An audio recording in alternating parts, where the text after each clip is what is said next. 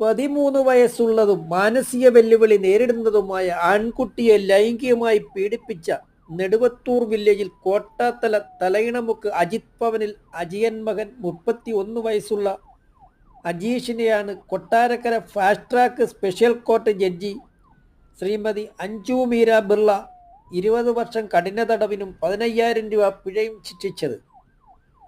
10-12-2022 നടന്ന സംഭവത്തിന് Puthur police inspector G Suresh Kumar FIR register ചെയ്തു അന്വേഷണം പൂർത്തിയാക്കി ചാർജ് ഷീറ്റ് സമർപ്പിച്ചിട്ടുള്ള കേസാണിത്.